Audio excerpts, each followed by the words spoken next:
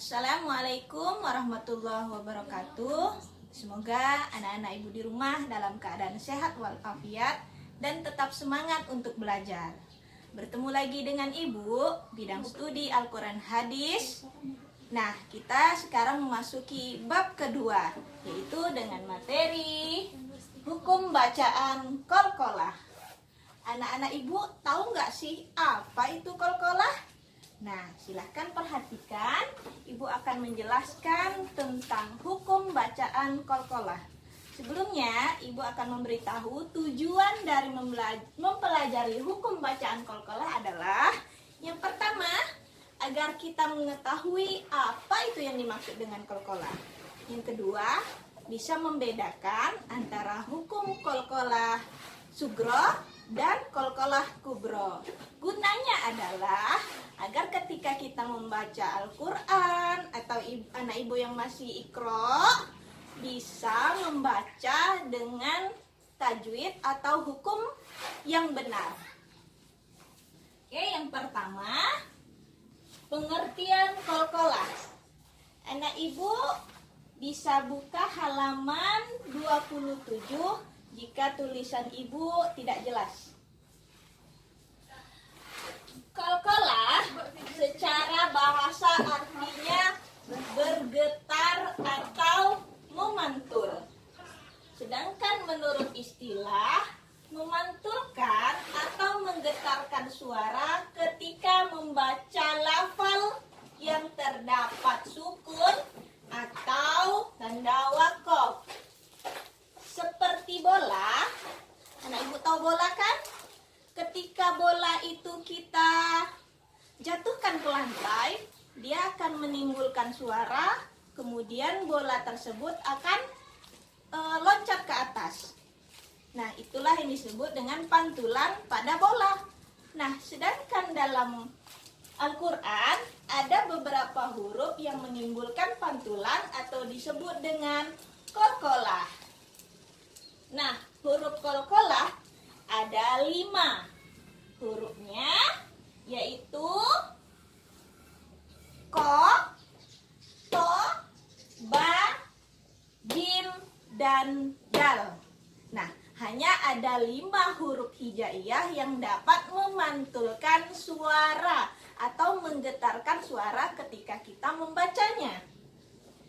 Nah, lebih mudah untuk diingat huruf qalqalahnya, bisa kita gabung menjadi qutbu jadin atau baju di toko, agar anak ibu mudah mengingat huruf qalqalah. Huruf qalqalah ada 5, yaitu baju di toko, ba, jim, dal, toko.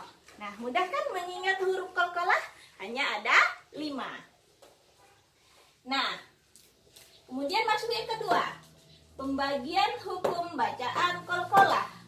Qalqalah itu terbagi 2. Ada qalqalah sugro dan qalqalah kubro. Nah, kita perhatikan qalqalah sugro. Qalqalah sugro. Sugro itu artinya kecil. Huruf qalqalahnya terletak di tengah ayat. Nah, salah satu dari huruf qalqalah ini, ba, jim, dal, toko, berada di tengah ayat. Kemudian hurufnya berharokat sukun atau mati. Cara membacanya jelas dengan pantulan ringan atau kecil. Kita perhatikan contohnya. Di sini ibu ambil 5 contoh dari masing-masing huruf qalqalah. Yang pertama huruf ko. Kita baca contohnya. Summa aqrartum. Mana sih huruf qalqalahnya? Ini huruf ko. Huruf ko berada di tengah-tengah ayat. Kemudian hurufnya dalam keadaan sukun atau mati. Cara membacanya harus dipantulkan dengan jelas, namun tidak terlalu kuat suara pantulannya.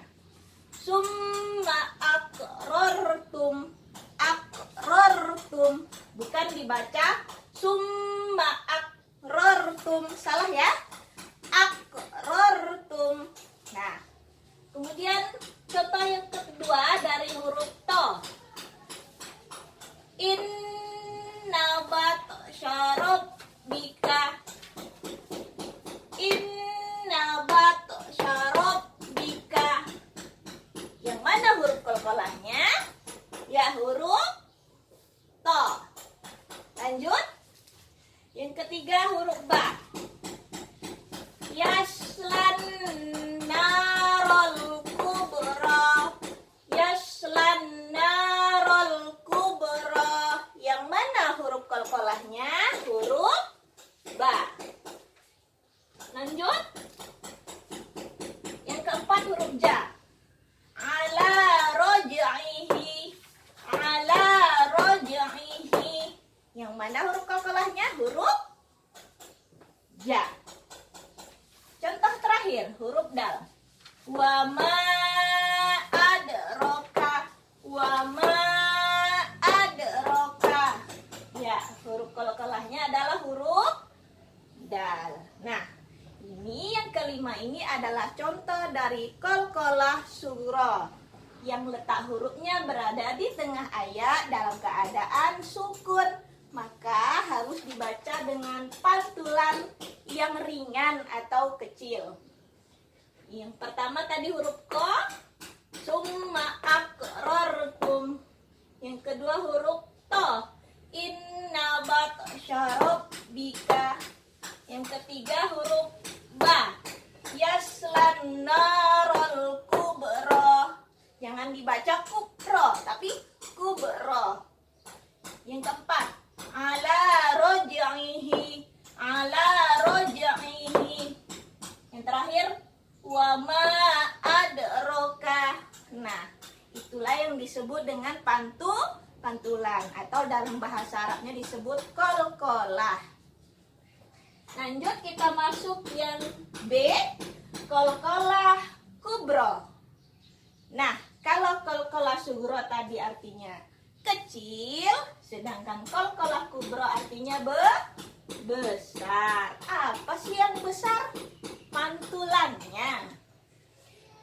Qalqalah sughra, huruf qalqalahnya terletak di akhir-akhir ayat.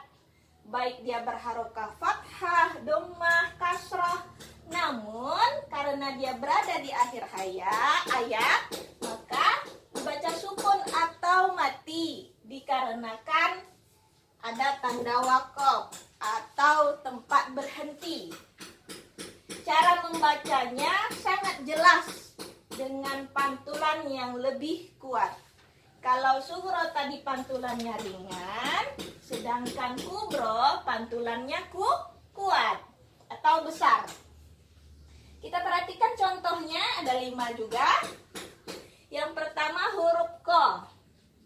Cara membacanya azabul hariq. Yang mana huruf qalqalahnya? Ya, ini huruf ko. Terletak di akhir ayat, maka pantulannya harus lebih kuat. Azabul hariq. Hariq. Nah, itulah yang disebut dengan qalqalah atau pantulan. Yang kedua huruf to. Miwaraihim muhit. Muhit. Nah, ini huruf to. Menimbulkan qalqalah atau pantulan yang lebih kuat. Yang ketiga huruf ba. Wa ma kasab. Wa ma kasab. Tidak boleh dibaca wa ma kasab. Salah. Karena di akhir ayat terdapat huruf qalqalah yaitu huruf ba. Cara membacanya harus disukunkan. Jadi bunyi pantulannya kuat. Wa ma kasab. Selanjutnya huruf ja. Zatil buruj. Yang mana huruf qalqalahnya? Huruf jim. Kemudian yang terakhir, Fir'auna wa Tamud. Fir'auna wa Thamud. Huruf dal. Ya. Inilah contoh-contoh hukum bacaan qalqalah kubro. Qalqalah kubro, huruf qalqalahnya harus berada di akhir ayat atau ketika dia wakof. Huruf ko, to, ba, jim, dan dal dia berada di akhir ayat. Jadi menimbulkan pantulan yang lebih kuat daripada qalqalah sugro. Nah, bagaimana anak-anak ibu? Mudahkan belajar tentang qalqalah? Semoga dari materi yang kita pelajari ini, anak ibu bisa membedakan antara qalqalah kubro dengan qalqalah sugro. Dan ketika anak ibu membaca Al-Quran, jangan lupa perhatikan jika kalian menemukan huruf-huruf qalqalah dan bagaimana cara mempraktekkan qalqalahnya atau pantulannya, antara pantulan yang kuat dengan yang ringan. Demikian materi kita hari ini. Semoga bermanfaat. Assalamualaikum warahmatullahi wabarakatuh.